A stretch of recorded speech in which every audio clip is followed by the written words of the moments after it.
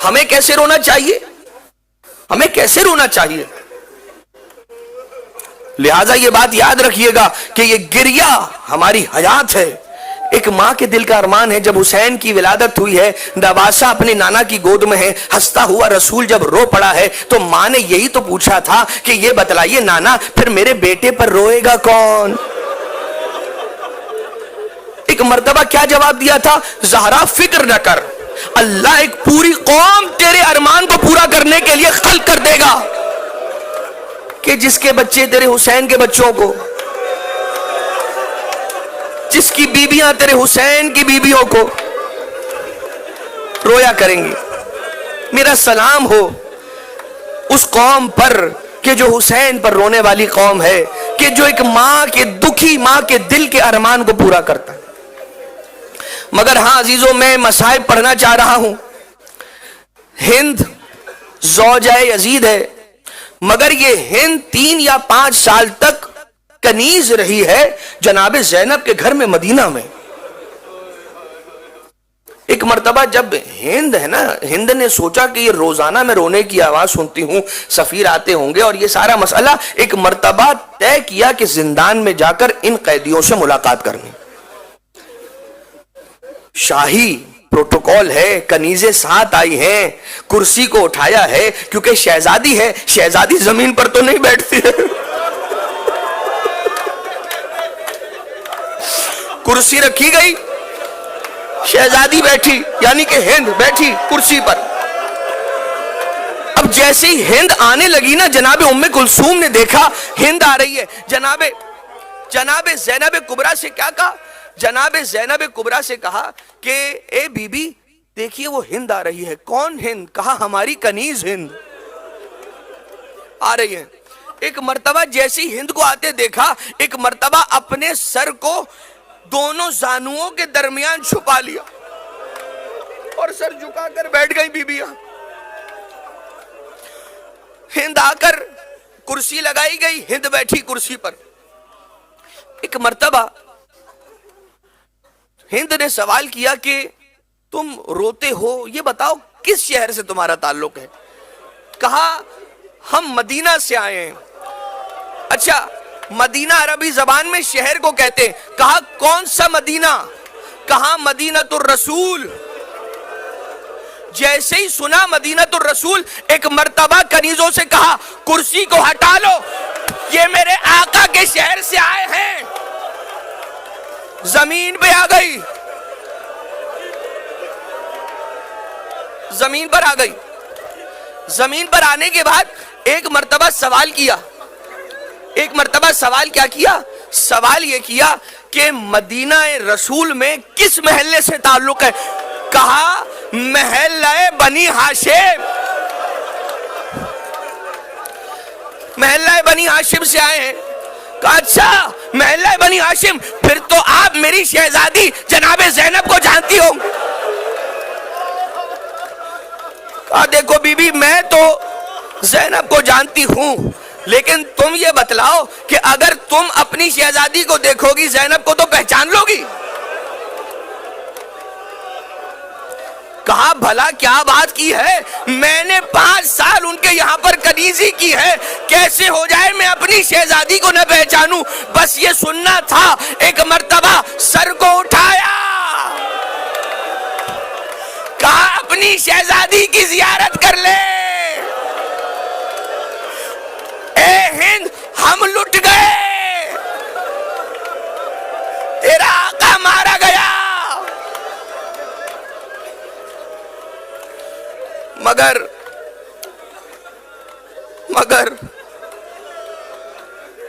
تیرا آقا مارا گیا، سروں سے ردائیں چھین لی گئی۔ ایک مرتبہ جلال کے عالم میں نہیں معلوم ہند پر کیا کیفیت طاری ہوئی ہے، ایک مرتبہ دوڑ کر دربار میں اس علاقے میں جا کر کھڑی ہو گئی کہ جہاں پر گھر کی مستورات کو دربار عام میں آنے کی اجازت نہیں تھی۔ جیسے ہی دربار میں پہنچی ہے، سر سے ردا کو اتارا ہے، اتار کر یزید کی جانب پھینکا ہے۔ یزید نے کہا یہ شریف زادیوں کا انداز نہیں ہے۔ کہا ہے یزید، کہا یزید یہ میں نے پردہ جو سر پر پردہ رکھا ہے جن شہزادیوں سے سیکھا، اگر وہ شہزادیاں بے چادر ہیں تو میرا سر پہ چادر رکھنے کا کیا سوال؟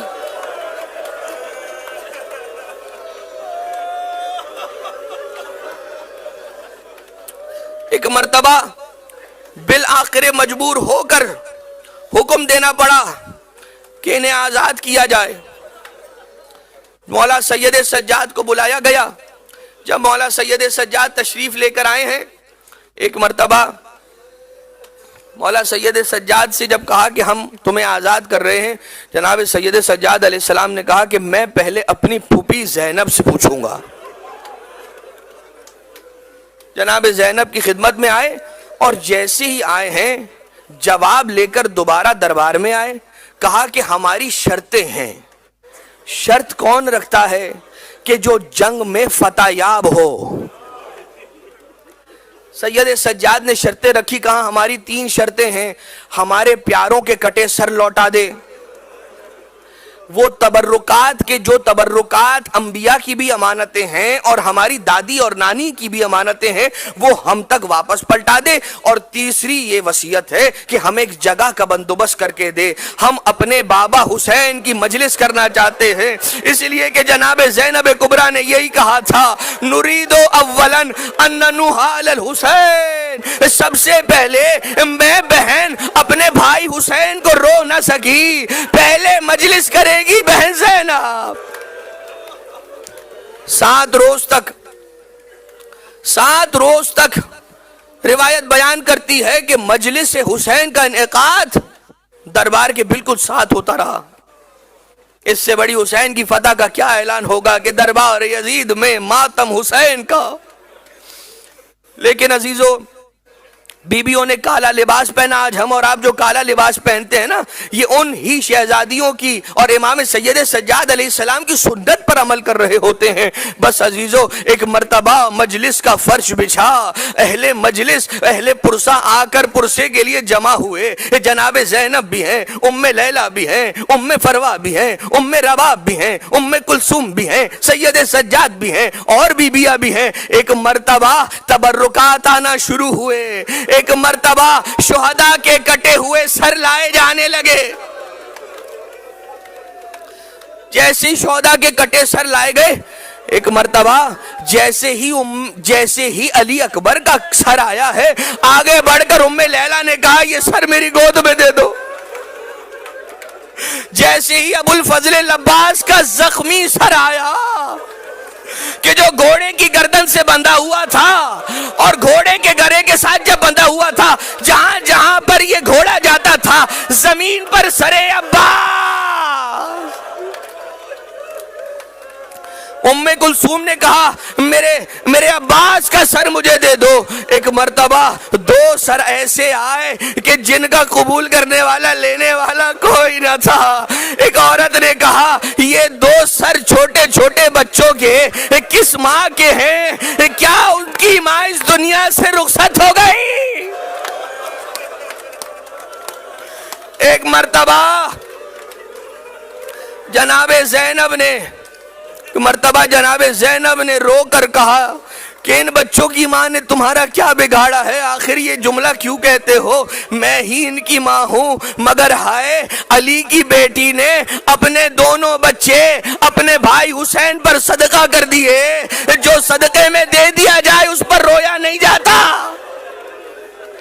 اتنے میں ایک سر آیا کہ سب اپنی جگہ سے بلند ہو گئے۔ سر حسین ابن علی۔ زینب نے کہا یہ سر مجھے دے دو۔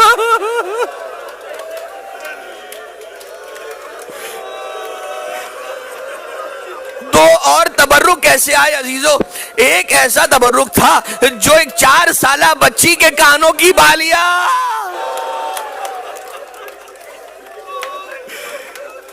آئی ہیں، اور حسین ابن علی کے دست مبارک کی انگشتری آئی ہے۔ لعیل نے وقت آخر مولا کی شہادت کے بعد مولا کے انگشت مبارک سے وہ انگوٹھی نکالنا چاہی تھی، مگر جب انگوٹھی باہر نہ آتی تھی تو اس ملعون نے پہلو سے خنجر کو نکالا۔ अंगुष्ठ हुसैन को काटा। एक एक बीबी अपने शहीद के सर को लेकर देखती जाती है, कभी रोती जाती है, कभी जनाबे ज़ैनब का ये बहन है, ए भैया हुसैन तेरी पेशानी पर ये जख्म किसने लगा दिया, ए भैया हुसैन तेरी दाढ़ी को खून से किसने खिजाब कर दिया, ए भैया हुसैन ये तेरे रुखसारों पर जख्म कैसे हैं। तो कभी उम्मे फरवा अपने कासिम का सर देखकर कहती है, बेटा कासिम तेरा लाशा पामाल हुआ मगर तूने माँ को सुरखरू करवा दिया। मगर हाँ अजीजों, एक एक सर आया मगर सारे सरों में जो सबसे नन्हा सर था वो उम्मे रबाब के बेटे का सर था। कभी अपने बेटे के सर को चूमती जाती है। शाम गरीबा जब सरों की गिनती पूरी न हुई थी तो 4 नेजा बरदार पुश्ते खेमा हुसैन पर गए थे। एक मर्तबा कभी जमीन में नेजे को डालते हैं, कभी निकालते हैं, कभी डालते हैं, कभी निकालते हैं। इतने में माँ उम्मे रबाब दरवाजा खेमा पर खड़ी देख रही है। एक नेजा नरम जमीन में दाखिल हुआ। जब नेजा बाहर आया सरे अली असगर नहीं जिसमें अली असगर। जब जिस्म निकला है नेज़े पर बुलंद हुआ है। शकी ने 6 महीने के बच्चे का गला ज़िबा किया है और उसके बाद नौके नेज़ा पर बुलंद किया है। मगर हाँ अजीजों, वो वक्त आया कि जब अहले अज़ा को अंजाम देने के बाद अब यहाँ से शाम से निकलना चाहते हैं, जैसे रिहा होकर निकलना चाहते हैं। एक मर्तबा सवाल ये हुआ कि जाना है मदीना का रास्ता है या करबला का रास्ता है। जनाब ज़ैनब ने तड़प कर कहा, बेटा सज्जाद जब तक हुसैन की बहन हुसैन की कब्र पर जियारत न कर लेगी तब तक नाना की कब्र पर न जाएगी। मर्तबा ये काफिला चलने के लिए आमादा हुआ। सारी बीबियां तशरीफ ले आई थी मगर एक बीबी थी कि जो मौजूद न थी काफिले के साथ। तलाश किया उम्मे रबाब कहाँ हैं, उम्मे रबाब मिलती नहीं है। एक मर्तबा मौला सज्जाद ने आकर बतलाया जिंदान में अपनी बेटी की कब्र के साथ बैठी हुई।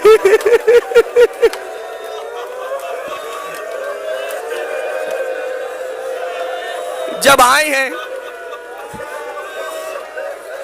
वाह गुरबता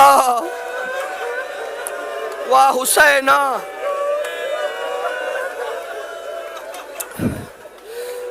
अजीजों एक मर्तबा मौला सज्जाद ने कहा कि अम्मा चलिए जाने का वक्त हो गया। कहा बेटा सज्जाद मेरी बेटी सकीना यहां अकेली रहेगी। कहा अम्मा काफिला इंतजार कर रहा है। कहा कि कुछ शाम की औरतों को अगर बुलाकर मुझे बंदोबस्त कर दो, मैं उनसे कुछ गुफ्तगू करना चाहती हूँ। शाम की कुछ औरतें थी कि जिन्हें बुलाया गया। ये शाम की औरतें जब एक मर्तबा आई है ना तो जनाब उम्मे रबाब ने अब इनसे कलाम करना शुरू किया। कहा ए शाम की औरतों, हम तो यहाँ से जा रहे हैं, हमारी बेटी यहाँ अकेली तन्हा जिंदान में रहेगी। देखो हौसला करके, थोड़ा हौसला करके सुन ले। देखो अगर हो सके तो वक्तन फवक्तन मेरी बेटी की कब्र पर आकर हाजिरी देते रहना। मेरी बेटी की कब्र को खाली ना छोड़ना। और दूसरी बात यह कि यहां पर अंधेरा बहुत है, अगर हो सके तो एक दिया जला देना, इसलिए कि मेरी बेटी को अंधेरे से बड़ा डर लगता था। बस अजीजों रिहाई पाकर काफिला चला करबला की जानिब। وہاں کربلا میں پہلے سے جابر اپنے غلام عطیہ کے ساتھ پہنچے ہوئے ہیں. قبر حسین پر خود کو ایک مرتبہ رخسارے کبھی رکھے ہیں, کبھی دوسرا رخسار رکھتے جاتے تھے. ایک مرتبہ عطیہ سے کہا, عطیہ یہ میدان کربلا میں تو مجھے لے آیا, مگر میرے آقا حسین کی قبر تک لے جا. عطیہ غلام جناب جابر یہ کہتا ہے کہ اے آقا جابر, مجھے یہاں پر قبریں تو بہت ساری نظر آ رہی ہیں, مگر کسی قبر پر تختی نہیں لگی ہوئی ہے, بس صرف کچی قبریں بنی ہوئی ہیں, کوئی نام بھی نہیں لکھا ہوا ہے. مگر ایک مرتبہ جابر نے کہا, مجھے ساری قبروں کے درمیان ایک جگہ لے جا کر کھڑا کر دے. جیسے ہی تمام قبروں کے درمیان پہنچے ہیں, کہا السلام علیکہ یا ابن رسول اللہ, السلام علیکہ یا ابا عبداللہ.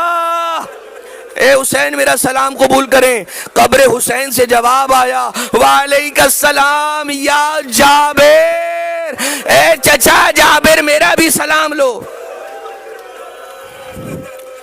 جناب جابر ہیں, مرتبہ تشریف لے کر آئے, زیارت کر رہے ہیں, حتیٰ کہ روتے روتے روتے روتے بے ہوش ہو کر قبر حسین پر آنکھ لگ گئی جناب جابر کی.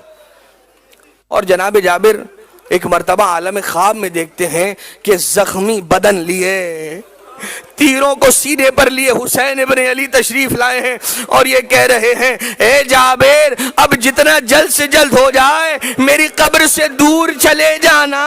کہا مولا کوئی غلطی ہو گئی؟ کہا نہیں جابر, شام سے میری بہن زینب آ رہی ہے, شام سے میری بہن زینب آ رہی ہے. ایک مرتبہ ہاں عزیزو, شہدائے کربلا کا چہلم کرنے کے لیے آئے ہو نا فرش عزا پر, ذرا سا اس منظر کو اپنے ذہنوں کے اندر منظر کشی کرنے کی اور لانے کی کوشش کرو کہ جب یہ اہل عذاب پہنچے تھے ایک مرتبہ کربلا میں تو کیا عالم تھا. جیسے ہی جناب زینب کبریٰ پہنچی, دیکھیں کربلا میں مولا حسین کی قبر کی زیارت کرنے کے دو آداب ہیں. ایک ادب یہ ہے کہ فرات کے پانی سے انسان غسل کرے, لباس تبدیل کرے, پاؤں سے نالینوں کو نکال دے, سر سے امامے کو اتار دے, گریبان کو چاک کر دے, آستینوں کو بلند کر لے, اور اس کے بعد حسین ابن علی کی قبر پر زیارت کے لیے جائے. اور ایک زیارت کا ادب یہ ہے کہ جیسے کربلا پہنچ جائے, چہرہ جھلسا ہوا ہو, سر میں کربلا کی خاک ہو, سفر کی گرد اٹی ہوئی ہو, ایک مرتبہ سارا کا سارا بدن گرد معلود ہو, اسی انداز سے امام حسین علیہ السلام کی قبر پر زیارت کے لیے چلا جائے. لیکن یہ دونوں ہی آداب ایسے ہیں کہ جو دونوں آداب ہمیں اہل بیت علیہ السلام نے سکھلائے ہیں. ایک ادب چھٹے امام نے سکھلایا جب فرات کے پانی سے غسل کر کے مولا تشریف لے گئے, اور دوسرا ادب کس نے سکھلایا جب ایک دکھیاری بہن اپنے بھائی کی قبر پر زیارت کے لیے گئی ہے, خود کو ایسے پہنچایا کہ سواری سے اتارا نہیں ہے, خود کو سواری سے قبر حسین پر گرایا. اور جیسے ہی زینب قبر جناب حسین پر گری ہے, رو رو کر یہی بیان کرنے لگی, اے بھیا حسین لٹ کر آ گئی, حسین شام سے آ گئی, مگر اے مولا اے میرے بھیا حسین, تیری بہن یہاں آئی تو ہے مگر شرمندہ ہو کر آئی ہے, اس لیے کہ جو امانت تو نے میرے سپرد کی تھی زینب اس امانت کا خیال نہ رکھ سکی.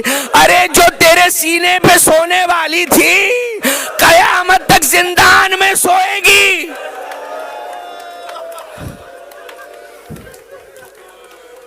ہاں عزیزو, جناب زینب ہیں, ایک مرتبہ مولا حسین کی قبر پر آتی ہیں, خود کو گراتی ہے, کہتی ہے بھیا ہمیں کوفہ کے دربار میں بے چادر کے لایا گیا, بھیا ہمیں تازیانے مارے گئے, بھیا میری چادر کو چھین لیا گیا, بھیا سکینہ کو تماچے مارے گئے, بھیا بیمار کا بستر کھینچا گیا, بھیا زین العابدین کو ہتھکڑیاں پہنائی گئی, خاردار توق پہنایا گیا. اپنا بہن زینب کبریٰ نے قبر حسین پر جب کیا ہے, ایک مرتبہ قبر علی اکبر کو دیکھا ہے, کہا یہ قبر کس کی ہے کہ جو قدم مبارک حسین کے ساتھ ہے, کہا یہ شبیہ پیغمبر کی قبر ہے.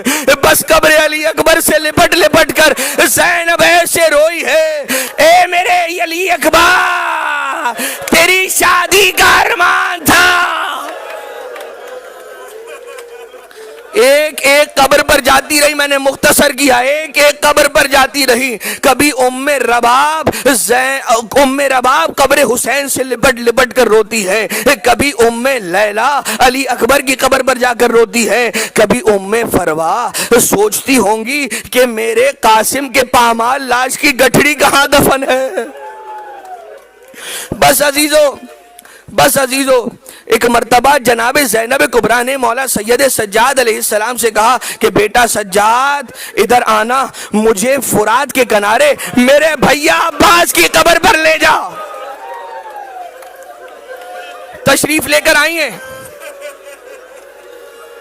اور آنے کے بعد ایک مرتبہ مولا سید سجاد نے پھوپھی کا ہاتھ تھاما, فرات کے کنارے لائے, اور ایک مرتبہ کہا بی بی قبر چچا غازی پر آ گئے. ایک مرتبہ غضبناک ہو کر کہتی ہیں سجاد میں نے تجھے کہا تھا کہ میرے عباس کی قبر پر لے آ, یہ تو کس چھوٹے سے بچے کی قبر پر لے آیا ہے, کس قبر پر لے آیا. کہا بھوپھی اماں کیا بتاؤں, ارے جب عباس کے بازو قلم ہوئے, آنکھ میں تیر لگا, اتنے تیر مارے گئے, اتنے زخم لگائے گئے, عباس کا جسم ٹکڑوں میں بٹ گیا. لاش عباس نہیں, چٹائی پر رکھ کے عباس کی لاش کے ٹکڑوں کو دفنایا. بس یہ قافلہ کربلا سے ودا ہو کر مدینہ کی طرف جانا چاہتا تھا. ایک مرتبہ ہر بی بی سوار ہونے لگی سوائے ایک بی بی کے, وہی بی بی کہ جس کا نام آپ کے ذہنوں میں آ گیا. یہ بی بی کون ہے کہ جو اپنے والی حسین کی قبر سے لپٹ لپٹ کر روتی ہے, کہتی ہے بیٹا سجاد قافلہ بھی چلا جائے, تم بھی مدینہ چلا جاؤ, میرا مدینہ میں اب کوئی کام نہ رہا. ارے میرا مدینہ میں کوئی رہا ہی نہیں. ارے سکینہ زندان شام میں سوئی ہے, میرا والی یہیں پر دفن ہے, میرا علی اصغر یہیں پر دفن ہے, میں مدینہ آ کر کیا کروں گی. مگر ہے مرتبہ جب اصرار کیا ہے, چلتے چلتے کہا اے میرے والی تیری قبر کو کھلے آسمان کے نیچے, سورج تپتے سورج کے نیچے چھوڑ کر جا رہی ہوں, وعدہ کرتی ہوں جب تک زندہ رہے گی ام رباب کبھی سائے میں نہیں آئے گی, کبھی سائے میں نہیں آئے گی. اور آپ پیاسے شہید ہوئے, کبھی ٹھنڈا پانی نہ پیے گی ام رباب. مدینہ آ گئی, سائے میں نہ بیٹھتی تھی. مدینہ آنے کے کچھ دن بعد رباب چل بسی. ایک مرتبہ ایک دن اتنی تیز بارش ہو رہی تھی, مولا سید سجاد سے جناب زینب کبریٰ نے آ کر یہی کہا تھا بیٹا سجاد مادر گرامی ام رباب سے اگر التجا کر سکو تو انہیں التجا کر کے سائے میں لے آؤ, اس لیے کہ اگر ام رباب زیادہ دیر تک بیٹھی تو ایسا نہ ہو کہ مریضہ ہو جائیں. جب جناب سید سجاد ایک مرتبہ تشریف لے کر آئے ہیں, ام رباب سے یہی کہا کہ اماں اگر ہو سکے تو اپنی صحت کا خیال کرتے ہوئے سائے میں تشریف لے آئیں. مگر جناب ام رباب کے یہی جملے تھے بیٹا سجاد میرا وعدہ بھلا دیا کیا, میں اپنے والی سے وعدہ کر کے آئی تھی کبھی سائے میں نہ جاؤں گی, جیتے جی کبھی سائے میں نہ بیٹھوں گی. ایک مرتبہ جب اصرار کیا ہے, سوال کیا بیٹا اب جو کہہ رہا ہے بیٹا بن کر کہہ رہا ہے یا امام بن کر حکم دے رہا ہے. بس امام کا حکم آنا تھا. ایک مرتبہ ایک جانب سے زینب کبریٰ نے تھاما, ایک جانب سے سید سجاد نے تھاما, لے کر گھر کے اندر چلنے لگے, آسمان کا رخ کیا.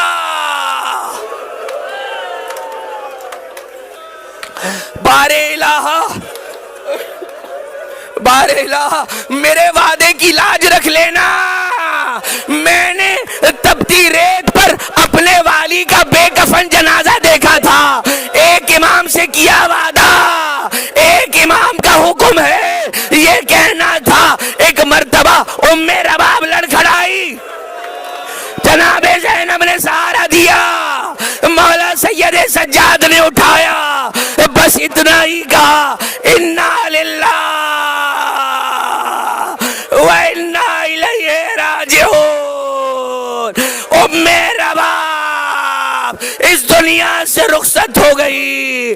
ارے 40 پر حسین کا چیلم منانے کے لیے آئے ہوئے، زینب کے دل کو پرسا